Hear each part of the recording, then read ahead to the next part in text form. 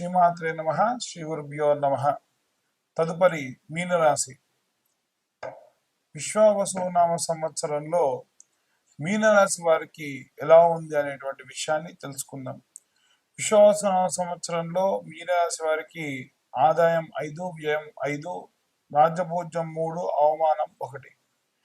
ఈ నూతన సంవత్సరంలో మీనరాశి వారికి 7.5 స్థితి 2వ దశ ప్రారంభం అవుతుంది. ఈ సమయంలో కొంత కష్టంగా ఉంటుంది అని ఖచ్చితంగా చెప్పొచ్చు. రాహు ఈ రాశి నుండి నిష్క్రమించేటువంటి కొన్ని సమయాలు మాత్రం చాలా ఉపశమనం ఉంటుంది. అదృష్టం ఏంటంటే ఈ షష్టగ్రహ కూటమి జరిగేంత వరకు కూడా చాలా ఇబ్బందిగా ఉంటుంది. తర్వాతి కాలము రాహు అపసవ్య దిశలో సంచరిస్తాడు. ఆ తర్వాత అక్కడ ఉన్నటువంటి 6 గ్రహాలు కూడా మారడం ప్రారంభిస్తాయి. కాబట్టి ఈ గ్రహానికి సంబంధించి చాలా ఉపశమనంగా ఉంటుంది. మే 14వ తేదీ నుండి గురు గ్రహానికి సంబంధించి 4వ స్థానం సంచారం చేయడం వలన అక్టోబర్ 18వ తేదీ నుండి గురు 5వ స్థానానికి చేరడము, ఇలాంటి సందర్భాల్లో అక్టోబర్ మాసం నుంచి డిసెంబర్ 5వ తారీఖు వరకు కూడా చాలా చాలా ప్రయోజనకరమైనటువంటి విషయాలు ఉన్నాయి. ముఖ్యంగా చూసుకున్నట్టయితే గతంలో ఉన్నటువంటి అప్పులు తీరడము, అప్పటి వరకు అవమానంగా మాట్లాడిన వారు గౌరవించి మాట్లాడము, ఆరోగ్యం పట్ల ఉన్న ఇబ్బందులన్నీ కూడా మళ్ళీ మారడము, వీలైతే విదేశాలకు వెళ్ళడము, ఇలాంటివన్నీ కూడా ఈ సమయంలోనే జరిగేటువంటి అవకాశం ఉంది. ఉద్యోగ పరంగా ప్రయత్నిస్తున్న వారికి సంబంధించి మీనరాశి వారికి కెరీర్ పరంగా మిశ్రమ ఫలితాలు గోచరిస్తూ ఉన్నాయి.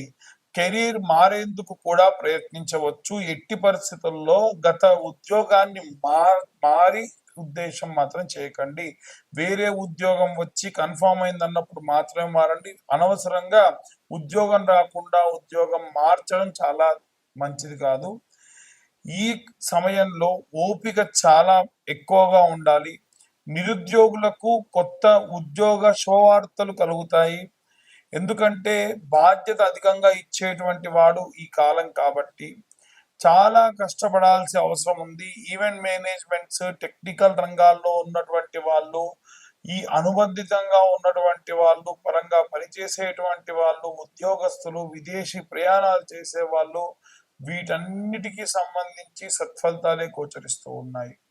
మీనరాశి వారికి సంబంధించి ఆర్థిక పరంగా నూతన సంవత్సరంలో చాలా సానుకూలంగా ఉంటుంది. ఎందుకంటే శుక్రుడు లగ్న స్థానంలో ఉండడం వలన, అంతేకాకుండా సూర్య భగవానుడు లాభస్థానానికి చేరడం వల్ల డబ్బు విషయంలో కొంత లాభంగానే ఉంటుంది.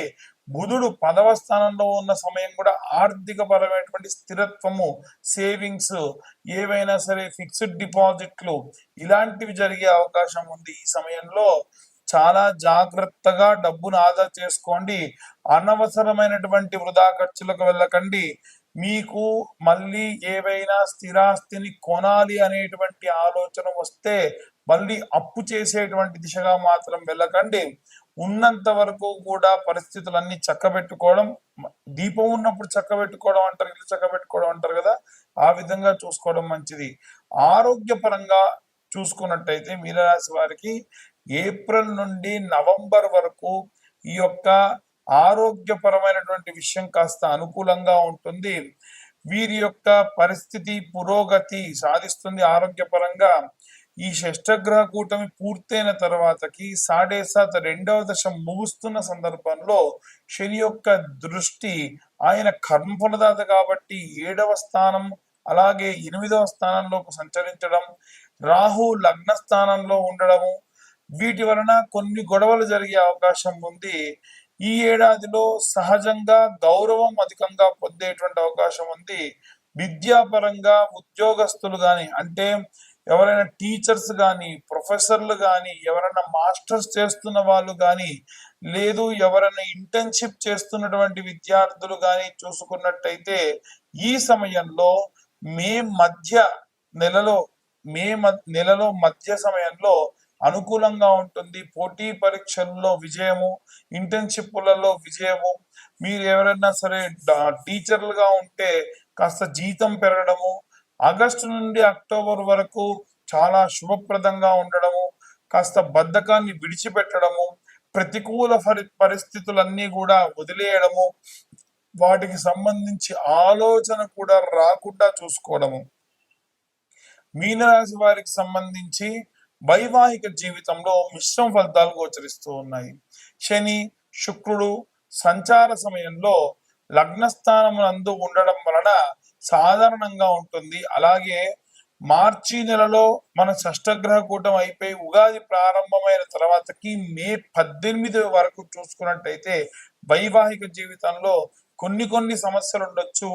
ఏవైనా సరే వీరి ఇంటి వైపు వారి కానీ లేదా వీళ్ళు పుట్టింటి వైపు వారిని కానీ తీవ్రంగా మాట్లాడడం వల్ల ప్రేమకు సంబంధించి ప్రేమ జీవితం కానీ ప్రేమ వివాహం చేసుకున్న వాళ్ళు కానీ వాటికి సంబంధించి గొడవ ఇంకా ఎక్కువయ్యే అవకాశం ఉంటుంది. ఎట్టి పరిస్థితుల్లో కుటుంబ సభ్యులు ఇన్వాల్వ్ చేసి మాటలు తిట్టుకోవడం మంచిది కాదు. ప్రేమ బంధం కూడా దూరమయ్యే అవకాశం ఉంటుంది.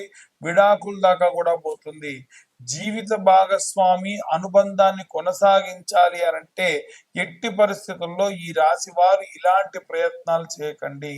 అన్ని వర్గాల వారికి సంబంధించి మీరు దక్షిణామూర్తి స్తోత్రము నిత్యము వినండి, చదవండి, చాలా మంచిది.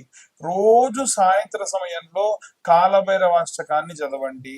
నిత్యము కూడా విద్యార్థులు ఆవు నెయ్యితో దీపం పెట్టి కను ఆర్పకుండా ఆ ప్యూర్ ఆవు నెయ్యితో పెట్టిన దీపాన్ని అలాగే చూస్తూ ఉండండి. ఎవరైతే మరకత వర్ణంలో ఉన్నటువంటి కుంకుమతోని అమ్మవారి కుంకుమార్చన చేసి పచ్చకర్పూరం కలిపి దాన్ని దాచిపెట్టుకొని రోజు ధరిస్తారో వారికి విశేషమైన ప్రతిఫలము, ధనలాభము, ఇంట్లో ఉన్న యజమానికి కూడా ధనలాభం వస్తుంది. ఉద్యోగస్తులు ఎవరైతే ఉన్నారో వారికి సంబంధించి కూడా శనగలు గోల్డ్ కలర్ క్లాత్ లో పెట్టి కాస్త నువ్వుల నూనె ఆముదము వేసి ఉత్తర దిగ్భాగంలో నవగ్రహాల దగ్గర కొత్త మట్టి ప్రమిదలో ప్రతి గురువారం దీపం పెట్టడం వల్ల కూడా విశేషమైన ప్రతిఫలం దక్కుతుంది. అలాగే ఎవరైతే ఈ యొక్క వ్యాపారానికి సంబంధించి చేస్తూ ఉన్నారో తెల్ల ఆవాలు అలాగే కాస్త సాంబ్రాణి కలిపిన పదార్థము నుదుటిపై పెట్టుకొని 11 మార్లు ఉత్తరం దిక్కుగా చూస్తూ వేయడం వల్ల ఉన్నతోత్తమైన ఈ యొక్క వ్యాపార అభివృద్ధి కలుగుతుంది. అలాగే ఎవరైతే వివాహం చేసుకోవాలనుకుంటున్నారో అమ్మాయిలైతే వరపాష్పతము, అబ్బాయిలైతే కన్యాపాష్పతము అనేటువంటి హోమం ఉంటుంది. ఇది కేవలం 10 నుంచి 15,000 రూపాయలు ఖర్చు అవుతుంది. ఎవరికైనా కావాల్సి ఉంటే కనుక కింద ఉన్న నెంబర్ కాంటాక్ట్ చేయొచ్చు. బయట చాలా ఎక్కువ ఛార్జ్ చేస్తున్నారట, నాకు తెలియదు. నేను మాత్రం ఇంతలో పూజ సామాన్తో సహా అర్చకులతో సహా ఇవి అరేంజ్ చేయడం జరుగుతుంది. ఈ యొక్క విషయములన్నీ కూడా గోచార రీత్యా చెప్పే విషయములు మాత్రమే. పూర్తిగా మీ యొక్క date of birth, time, place ఇవన్నీ పంపించడం వల్ల మీ యొక్క జాతకం అంతా కూడా 60 నుండి 70 పేజీల్లో లగ్నం నుండి పంచమ, సప్తమ, నవమ స్థానములు, కోణ కేంద్ర స్థానములు, ఏ గ్రహ సంచారం ఉంది, దానివల్ల ఎలాంటి కొన్ని పరిస్థితులు వస్తాయి అనే విషయాన్ని పూర్తిగా విశ్లేషణతో మీకు 60 నుండి 70 పేజీల్లో జాతకం ఇవ్వడం జరుగుతుంది. దీనికి గాను 2025 సంవత్సరంలో కేవలం 2025 రూపాయలు మాత్రమే ఛార్జ్ చేయడం జరుగుతుంది. అలాగే ఎవరైతే బాగా నరదృష్టి ఉంది అని ఇబ్బంది పడుతూ ఉన్నారో వారికి సంబంధించి ప్రతి సోమవారం కూడా కరుంగలి మాలలు అభిషేకంలో పెట్టి ఇవ్వడం జరుగుతుంది. కాబట్టి ఆసక్తి కలవారు సోమవారం కంటే ముందే మీ గోత్రం పేర్లు పంపిస్తే వారి గోత్రనామాలతోని అభిషేకం చేయించి కరుంగలి మాల కొరియర్ చేయడం జరుగుతుంది. Courier charges 100 rupees. ఈ యొక్క కరుంగలి మాల ఛార్జ్ 1016 మాత్రమే. మరొకసారి అందరికీ కూడా విశ్వాసనామ సంవత్సర శుభాకాంక్షలు.